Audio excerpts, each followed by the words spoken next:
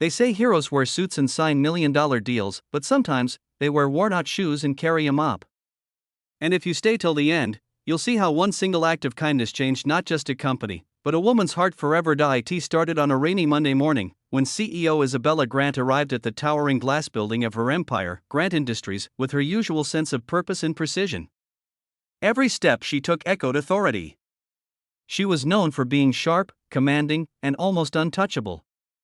Employees whispered about her strict policies, her cold eyes, her ability to fire someone without blinking. To Isabella, business was survival, and survival meant never showing weakness, but that morning, her day began with something strange, a quiet hum.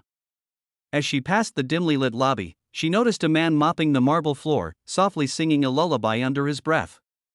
His uniform was faded, and his shoes looked like they'd walked through too many storms. Yet, there was something warm about him, something gentle that didn't belong in a corporate fortress. She didn't stop to talk.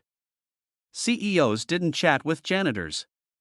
But for some reason, his song followed her all the way to the elevator. Later that day, while reviewing financial reports, Isabella overheard two HR assistants whispering outside her office. Normally, she would have shut the door to block distractions, but one phrase caught her attention: half his paycheck. Every single month. To the orphanage downtown. Isabella froze. Who? She asked, stepping out suddenly. The startled assistants looked at each other, stammering, Mr. Miller, ma'am. The janitor. He's been donating half his salary for years. We only found out because he refused a bonus, said the kids need it more. The CEO blinked, her sharp mind struggling to process that. Half his paycheck?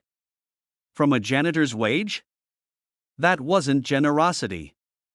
That was sacrifice. That night, long after the offices had emptied, Isabella stayed behind.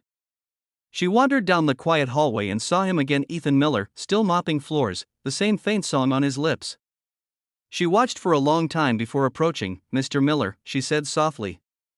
He looked up, startled. Good evening, ma'am.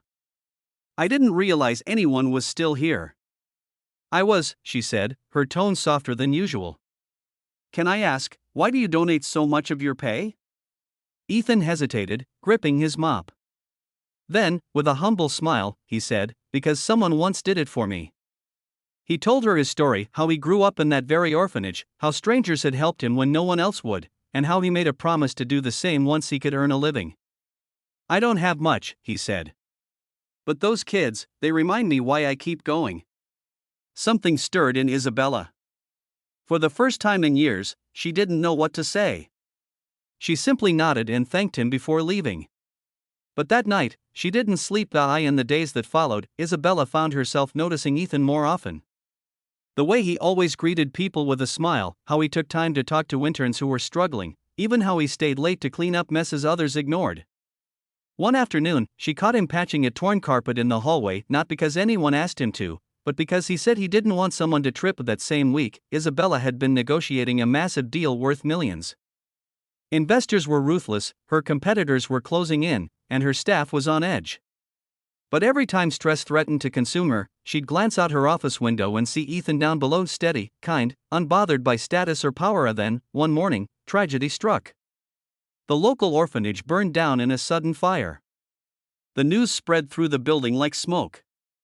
Ethan didn't come to work the day. By evening, Isabella found herself driving to the orphanage site. When she arrived, she saw him there kneeling in the ashes, holding a tiny girl wrapped in a blanket, tears streaking down his tired face. Volunteers rushed around, trying to salvage what was left. Without thinking, Isabella approached. Ethan, she said, her voice trembling. He looked up, eyes swollen from crying. They lost everything, he whispered. All their books, their clothes, their beds. He clutched the little girl tighter. I don't know how to help this time. Isabella felt her heart twist. This man, who had already given everything he could, was now facing a loss too heavy to bear alone. She didn't say anything then. She just placed a hand on his shoulder. The next morning, the employees of Grant Industries walked into a different kind of office. The CEO had called an emergency meeting, not about quarterly results, not about stock prices, but about rebuilding an orphanage. She stood before them and said, Today, we remember that success means nothing if we forget our humanity. One of our own has been living that truth every day without expecting recognition. It's time we do the same. Under her leadership, the company launched a massive charity drive. Workers from every department volunteered. Money poured in, not out of obligation, but out of inspiration. When the new orphanage opened months later, Ethan was there, surrounded by cheering children. Isabella handed him the golden key to the new building, engraved with his name. "This wouldn't exist without you," she said quietly. He shook his head. "No, ma'am. It exists because you believed kindness still matters."